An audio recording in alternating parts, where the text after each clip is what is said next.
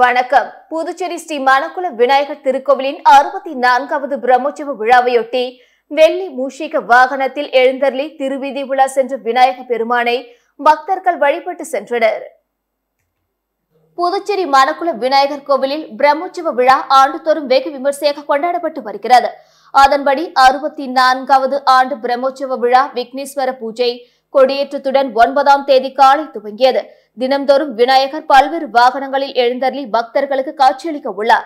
பிரம்மோற்சவ விழாவையொட்டி உற்சவருக்கு சிறப்பு அலங்காரம் செய்யப்பட்டு பல்வேறு தீபார்த்தனைகள் காட்டப்பட்டு உட்புறப்பாடுடன் விநாயக பெருமான் வெள்ளி மூஷிக வாகனத்தில் வைக்கப்பட்டு திருவீதி உலா நடைபெற்றது.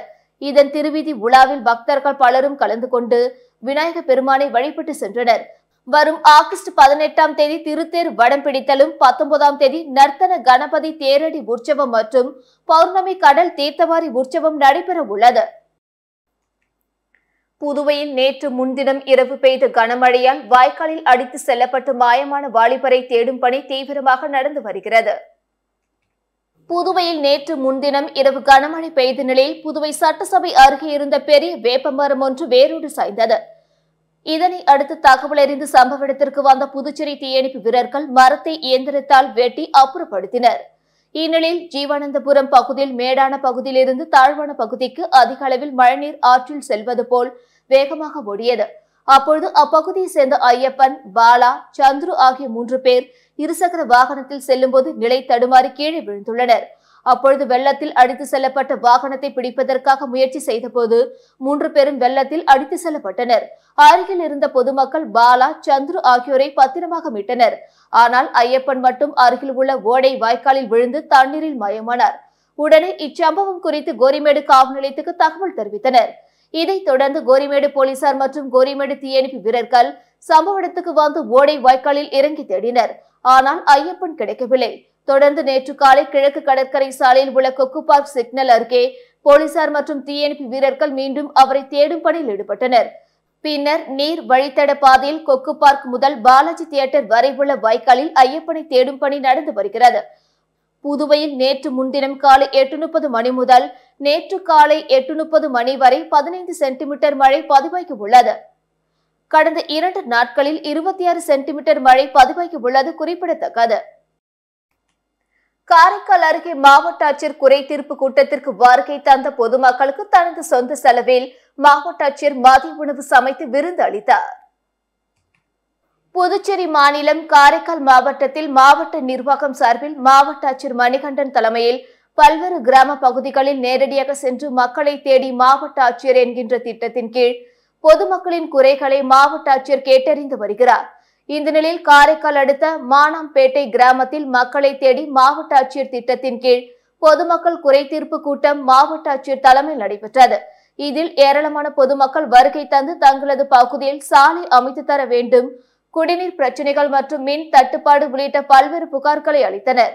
இதற்கு நடவடிக்கை எடுப்பதாக மாவட்ட ஆட்சியர் உறுதியளித்தார். இதனை அடுத்து நடைபெற்ற பொதுமக்கள் குறை தீர்ப்பு கூட்டத்திற்கு வருகை தந்த பொதுமக்களுக்கு காரைக்கால் மாவட்ட ஆட்சியர் மணிகண்டன் தனது சொந்த செலவில் பொதுமக்களுக்கு மதிய உணவு தயாரித்து விருந்து அளித்தார். அப்பொழுது பொதுமக்களோடு அமர்ந்து மாவட்ட ஆட்சியர் உணவு சாப்பிட்டார். இந்த நிலையில் மாவட்ட ஆட்சியர் பொதுமக்களுக்கு தன் சொந்த செலவில் விருந்தளித்து மக்களோடு மக்களாக சாப்பிட்ட சம்பவம் பொதுமக்கள் மத்தியில் நிகழ்ச்சி ஏற்படுத்தியுள்ளது. சுங்க பொருட்களை பாதி விலைக்கு தருவதாக கூறி புதுவை நபரிடம் ரூபாய் 9 லட்சம் மோசடி செய்தவர்களை சைபர் கிரைம் போலீசார் தேடி வருகின்றனர். புதுச்சேரி முதலியார்பேட்டை சேர்ந்தவர் ராஜா. இவர் ஒரு விளம்பரத்தை பார்த்துள்ளார். அதில் சுங்க பொருட்கள் அனைத்தும் பாதி விலைக்கு விற்பனை செய்யப்படுவதாக கூறப்பட்டிருந்தது. இதை நம்பி ராஜா விளம்பரத்தில் உள்ள எண்ணுக்கு தொடர்பு கொண்டு பேசி மர்ம நபர் கூறியதை நம்பி ரூபாய் 9.02 லட்சத்துக்கு பொருட்களை ஆர்டர் செய்துள்ளார். பல நாட்கள் ஆகியும் பொருட்கள் வரவில்லை. அதன் பிறகு அவர் மோசடி கும்பலிடம் ஏமாந்தது தெரிய வந்தது. புதுவை சாரம் பகுதியை சேர்ந்த வந்தனா என்பவருக்கு வாட்ஸ்அப் வங்கியில் இருந்து குறுந்தகவல் வந்துள்ளது. இதில் புதிதாக செயலி பதிவிறக்கம் செய்யுமாறு அறிவுறுத்தப்பட்டுள்ளது. இதையடுத்து வந்தனா அந்த செயலியை பதிவிறக்கம் செய்து வங்கி விவரங்களை பதிவு செய்து சிறிது நேரத்தில் ரூபாய் 2 லட்சத்தை மோசடி கும்பல் எடுத்துள்ளது. மேற்கூறிய 2 பேர் மொத்தமாக ரூபாய் 11 லட்சத்தை மோசடி கும்பலிடம் இழந்துள்ளனர். மேலும் பாதிக்கப்பட்டவர்கள் தனித்தனியாக புதுச்சேரி சைபர் கிரைம் காவல் நிலையத்தில் புகார் அளித்துள்ளனர். அதன் பேரில் போலீசார் வழக்கு பதிந்து விசாரணை நடத்தி வருகின்றனர். இணையவழி மோசடி தொடர்பாக எவ்வளவு விழிப்புணர்வு ஏற்படுத்தினாலும் பொதுமக்கள் மோசடி கும்பலிடம் ஏமாந்த வண்ணம் உள்ளது வேதனை அளிப்பதாக சைபர் கிரைம் காவல்துறையினர் வருத்தம் தெரிவித்துள்ளனர். புதுச்சேரி நாகர்குளம் கடற்படை அலுவலகத்தில் தமிழ்நாடு மற்றும் புதுச்சேரியை சேர்ந்த பயிற்சி மாணவர்களுக்கு போதைப் பொருட்கள் விழிப்புணர்வு மற்றும் சைபர் கிரைம் குற்றங்களை பற்றி விழிப்புணர்வு நிகழ்ச்சி நடைபெற்றது. புதுச்சேரி நாகர்குளம் கடற்படை அலுவலகத்தில் தமிழ்நாடு மற்றும் புதுச்சேரியை சேர்ந்த மாணவர்களுக்கு போதைப் பொருட்கள் விழிப்புணர்வு மற்றும் சைபர் கிரைம் குற்றங்களை பற்றி விழிப்புணர்வு நிகழ்ச்சி நடைபெற்றது. புதுச்சேரி கடற்படை பிரிவு கமாண்டர் லோகேஷ் முன்னிலையில் நடைபெற்ற நிகழ்ச்சியில் புதுச்சேரி காவல் கட்டுப்பாட்டு அறையில் பணிபுரியும் உதவி ஆய்வாளர் கொண்டா பாலாஜிராவ் சிறப்பு அழைப்பாளராக கலந்து கொண்டு போதைப் பொருட்கள் விழிப்புணர்வு மற்றும் சைபர் கிரைம் குற்றங்களை பற்றி விளக்கி கூறினார்.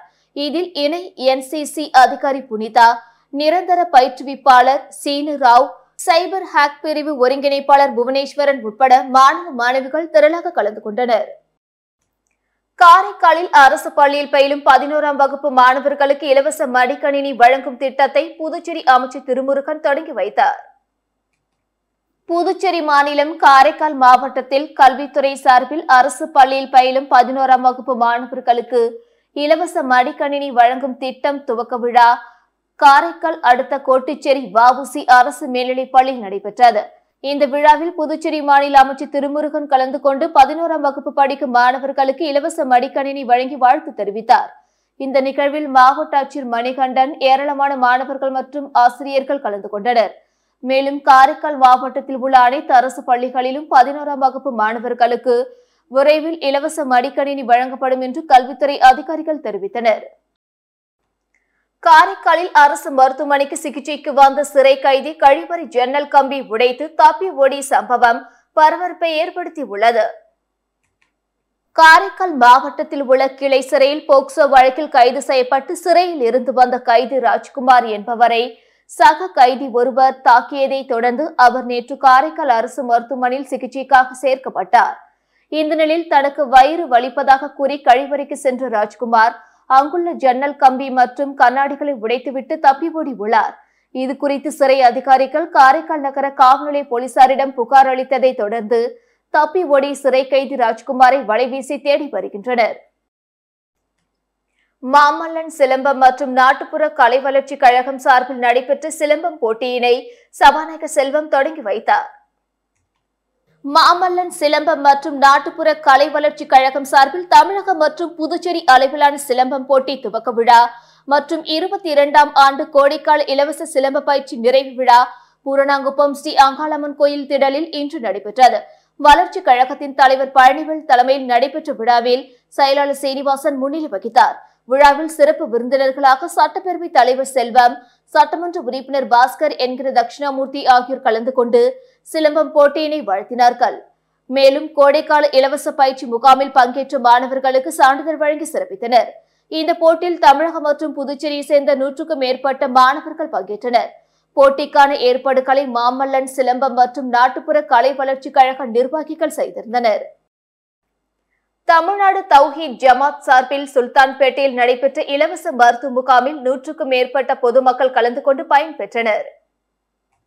தமிழ்நாடு தௌஹீத் ஜமாத் புதுச்சேரி மாவட்டம் சுல்தான்பேட்டை, முகமதியா நகர் கிளை மற்றும் வில்லியனூர் அரசு மருத்துவமனை ஆயுஷ் ஹோமியோபதி பிரிவு இணைந்து மாபெரும் இலவச மருத்துவ முகாம் வில்லியனூர் சுல்தான்பேட்டை ரயான் பள்ளி வளாகத்தில் நடைபெற்றது. இந்நிகழ்ச்சியில் மாவட்ட தலைவர் ஹபீப் ரஹ்மான் தலைமை தாங்கினார். மாவட்ட மருத்துவர் அணி செயலாளர் அபுபக்கர் சித்திக் கலந்து கொண்டு நிகழ்ச்சியை துவக்கி வைத்தார்.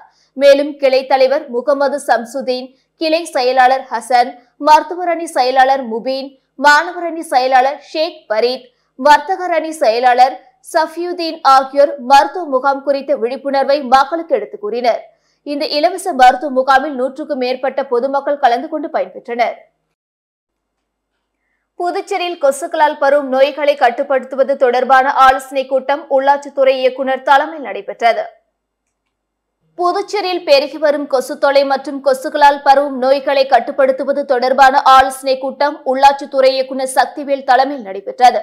கூட்டத்தில் உள்ளாட்சித்துறை துணை இயக்குநர்கள் சவுந்தரராஜன் மற்றும் ரத்னா, புதுச்சேரி நகராட்சி ஆணையர் கந்தசாமி, உழற்கரை நகராட்சி ஆணையர் சுரேஷ்ராஜ் உட்பட அதிகாரிகள் பங்கேற்றனர். கூட்டத்தில் சென்னை பெருநகர மாநகராட்சி நோய் கட்டுப்பாட்டு தலைமை அதிகாரி செல்வகுமார் கலந்து கொண்டு சென்னையில் ட்ரோன் மூலம் கொசு மருந்து அடிக்கும் புதிய தொழில்நுட்பம் பற்றியும் கொசுவை ஒழிக்க சென்னை மாநகராட்சி எடுத்து வரும் பல்வேறு நடவடிக்கைகள் மற்றும் தடுப்பு முறைகள் குறித்தும் விளக்கம் அளித்தார்.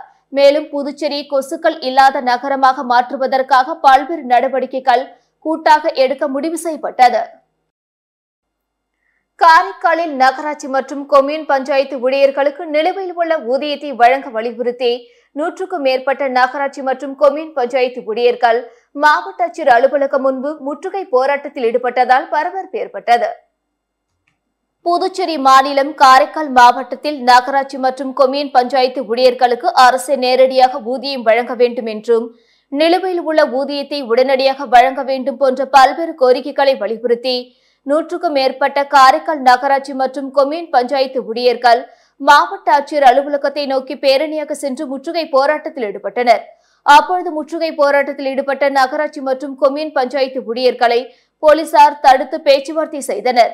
ஆனால் அவர்கள் அங்கிருந்து கலைந்து செல்லாததால் முற்றுகை போராட்டத்தில் ஈடுபட்ட 100க்கும் மேற்பட்ட நகராட்சி மற்றும் கொம்யூன் பஞ்சாயத்து ஊழியர்களை போலீசார் கைது செய்தனர்.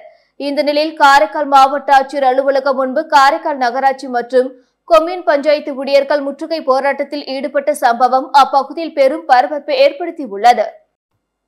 காரைக்காலில் பொதுமக்களுக்கு இடையூறாக சாலையில் இயக்கி 23 விலை உயர்ந்த இருசக்கர வாகனங்களை போக்குவரத்து போலீசார் பறிமுதல் செய்து அபராதம் விதித்தனர்.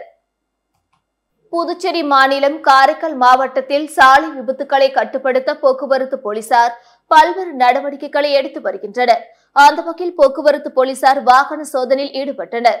அப்பொழுது சாலையில் பொதுமக்களுக்கு இடையூறாக ரேஸ் ஓட்டியவர்கள், ஓட்டுநர் உரிமம் இல்லாமல் இயக்கப்பட்ட வாகனங்கள் உள்ளிட்ட விலை உயர்ந்த 23 இருசக்கர வாகனங்களை போக்குவரத்து போலீசார் பறிமுதல் செய்து போக்குவரத்து காவல் நிலையத்துக்கு கொண்டு வந்தனர். இதனையடுத்து பொதுமக்களுக்கு இடையூறாக வாகனம் ஓட்டிய வாகன ஓட்டிகளுக்கு அபராதம் விதிக்கப்பட்டு எச்சரிக்கை செய்து அனுப்பி வைக்கப்பட்டது. முன்னதாக பொதுமக்களுக்கு இடையூறாக வாகனம் ஓட்டி இளைஞர்கள் சாலையில் பாதுகாப்பாக செல்வதாகவும் பொதுமக்களுக்கு இடையூறு செய்யாமல் வாகனம் ஓட்டுவதாகவும் காவல்துறையினரிடம் உறுதிமொழி எடுத்துக் கொண்டனர். இத்துடன் செய்திகள் நிறைவடைந்தன. வணக்கம்.